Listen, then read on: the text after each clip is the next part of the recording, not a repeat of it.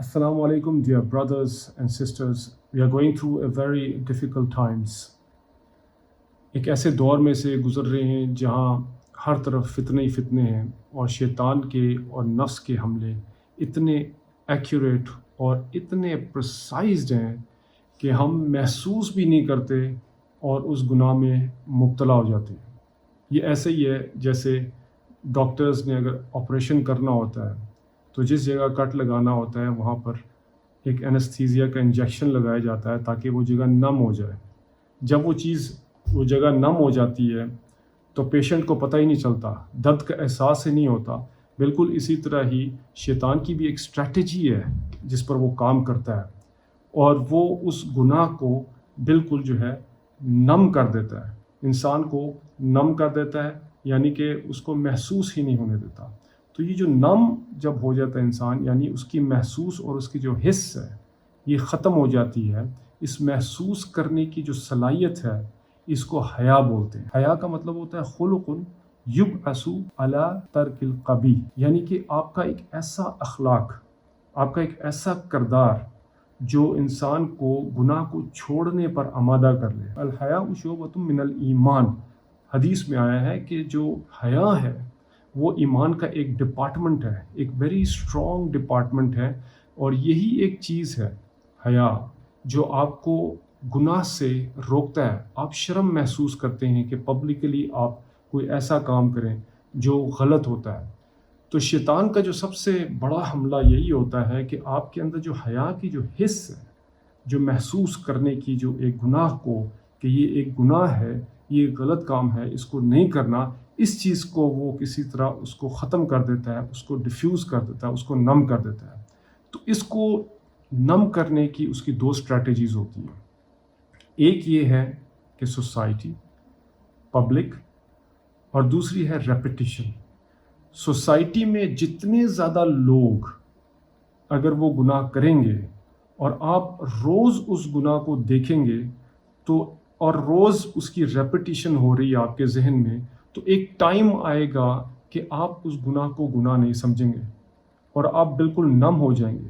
اسی لیے اللہ تعالیٰ نے قرآن میں فرمایا ہے کہ اکثر لوگوں کو جب آپ فالو کریں گے تو وہ آپ کو گمراہ کر دیں گے۔ تو خلاصہ کلام یہ ہوا کہ صحبت سے انسان بدل جاتا ہے۔ انسان ایک برے کام کی طرف صحبت سے ہی جاتا ہے اور اچھے کام کی طرف بھی وہ صحبت سے ہی آتا ہے۔ اب اگر ہم نے ایمان کو اپنے بچانا ہے اور ہم چاہتے ہیں کہ ہم گناہ میں مبتلا نہ ہوں تو ہمیں اپنی صحبت چینج کرنی پڑے گی۔ ہمیں اللہ والوں کے ساتھ بیٹھنا پڑے گا، ہمیں ان کے ساتھ اٹھنا بیٹھنا پڑے گا تاکہ ود پیسج آف ٹائم ہمارے اندر نیک کام کرنے کی صلاحیت پیدا ہو جائے۔ ہمارے ایمان میں جو حیا میں کمی آ گئی تھی وہ دوبارہ ریز ہونا شروع ہو جائے گا، ہمارا ایمان کا لیول بھی ریز ہونا شروع ہو جائے گا، حتیٰ کہ ہم آہستہ آہستہ گناہ کو دوبارہ پہچاننا شروع کر دیں گے۔ جو گناہ کی جو انٹینسٹی تھی جس کو شیطان نے بالکل نم کر دیا تھا، اب جب آپ اللہ والوں کے ساتھ بیٹھنا شروع کریں گے تو اس کی انٹینسٹی دوبارہ بڑھ جائے گی۔ دیکھیں ایمان جو ہے وہ ایک بیج کی مانند ہے۔ فار ایگزامپل ایک بیج ہے، اگر آپ اس بیج کو لے کے کسی خشک جگہ میں کسی ٹائل پہ یا کسی سڑک پہ رکھ دیں تو وہ بیج اسی طرح ہی پڑا رہے گا۔ اس کے اندر جو درخت بننے کی جو صلاحیت تھی وہ بالکل ختم ہو جائے گی کیونکہ اس کو وہ ماحول مل نہیں رہا۔ لیکن جو ہی آپ اس بیج کو اٹھا کے اس کے ماحول میں، یعنی کہ اس کو مٹی میں آپ دبائیں گے اور جب اس کو پانی دیں گے اور جب اس کو اس کا ماحول دیں گے، وہی بیج چند سالوں کے اندر ایک بہت بڑا تناور درخت بن جائے گا جس کو دیکھ کے لوگ حیران ہو جائیں گے کہ کیا یہ وہی بیج تھا۔ یہ یعنی کہ بات یہ ہے کہ انسان کو جب اس کا ماحول ملتا ہے، انسان کا جو ایمان ہے اس کے لیے بھی ایک ماحول کی ضرورت ہے۔ جب اس کو اس کا ماحول آپ دیں گے تو آپ اس ایمان کی حلاوت کو محسوس کریں گے۔